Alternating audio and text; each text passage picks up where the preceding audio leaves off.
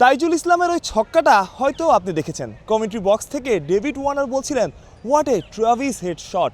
Taijul Travis হেডকেই মনে করিয়েছেন অন্তত ডেভিড ওয়ার্নারের বেলায়।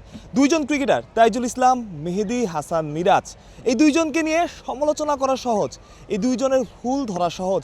আপনি যখন সোশ্যাল মিডিয়ায় মেহেদী হাসান মিরাজকে নিয়ে কিছু লিখবেন, নেতিবাচক কথা লিখবেন, তখন খুব বেশি মানুষ সেটার প্রতিবাদ করবে না। একই ঘটনা তাইজুল ইসলামের বেলায়।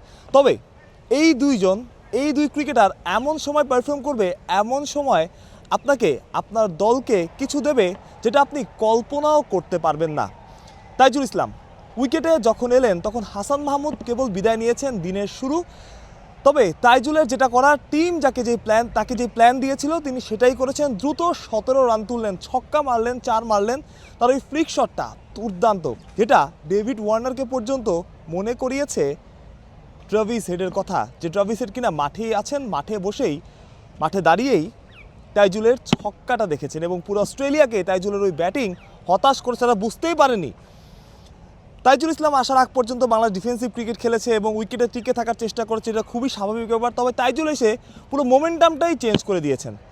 তিনি দ্রুত রান তোলার চেষ্টা করেছেন। 200 একটা লিডের পথে ছিল বাংলাদেশ, সেখানে তাইজুল ইসলামের 17 রান কতটা গুরুত্বপূর্ণ সেটা হয়তো আপনি ভালো করেই বুঝতে পারেন। তাইজুল সেটা করেছেন, তিনি আউট হয়েছেন, তবে তার কাজটা তিনি করে দিয়েছেন। এবং তিনি যখন গ্যালারির দিকে যাচ্ছিলেন, তিনি যখন তার ড্রেসিং রুমের দিকে যাচ্ছিলেন, তখন সবাই তাকে অভিবাদন জানিয়েছেন, এটা খুবই স্বাভাবিক। Well done Taijul Islam. মেহেদী হাসান মিরাজের কথা বলতে হয়, প্রস্তুতি ম্যাচে একটা সেঞ্চুরি পেয়েছিলেন। মেহেদী হাসান মিরাজকে নিয়ে কালকেও সমালোচনা হয়েছে। বলেছেন তিনি হাসান মাহমুদকে কেন স্ট্রাইক দিচ্ছেন। 6 উইকেট যাওয়ার পর একটা দলের যখন 6টা উইকেট চলে যাবে, বা মাত্র 6 উইকেট যাওয়ার পরে একজন ব্যাটসম্যান কখনোই একা খেলে না। তারপরেও যখন ওভারের 1 বা 2 বলের সময় সিঙ্গেল নেওয়ার সিচুয়েশন তৈরি হয়েছে, তখন সেটাকে ইগনোর করেছেন মেহেদী হাসান মিরাজ। এবং সব মিলিয়ে হাসান মাহমুদের সাথে তার পার্টনারশিপ, তাইজুল ইসলামের সাথে তার পার্টনারশিপ, কিংবা তাসকিন আহমেদের সাথে তার লড়াই, এই সব কিছুই, তার 50 তুলে নেওয়া, এই সব কিছুই আসলে এই টেস্টে মেহেদী হাসান মিরাজকে আলাদা করছে। মেহেদী হাসান মিরাজ বল হাতে এই উইকেট আসলে তার খুব বেশি কিছু করার নাই, খুব বেশি কিছু করার ছিলও না। নাথান লায়নকে আমরা দেখেছি খুব বেশি ইফেক্টিভ তিনি ছিলেন না, কিন্তু ব্যাটিংয়ে মেহেদী হাসান মিরাজ দেখিয়েছেন, মেহেদী হাসান মিরাজ প্রমাণ করেছেন তিনি আসলে ব্যাটিংটাও এই উইকেটে খুব ভালোভাবেই করতে পারেন, যেটা তিনি প্রস্তুতি ম্যাচেও প্রমাণ করেছেন। যেটা বলছিলাম, এই দুইজন ক্রিকেটারকে নিয়ে সমালোচনা করা সহজ, যে দুজন ক্রিকেটার আজকে পারফর্ম করলেন, তাইজুল ইসলাম এবং মেহেদী হাসান মিরাজ, এবার হয়তো একটু তারা প্রশংসাও প্রাপ্য।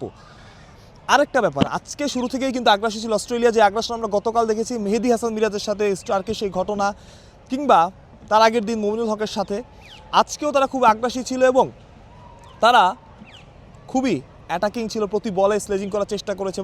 কিন্তু বাংলাদেশের ক্রিকেটাররা খুবই ঠান্ডা মেজাজে খুব শান্তভাবে ব্যাটিং করেছে। এবং যখন বাংলাদেশ দল বাউন্ডারি মারার চেষ্টা করা শুরু করলো, তখন একটা সময় 5 জন ফিল্ডারও বাউন্ডারি লাইনে ছিল, মনে হচ্ছিল টেস্ট না T20 বোঝা দেয়।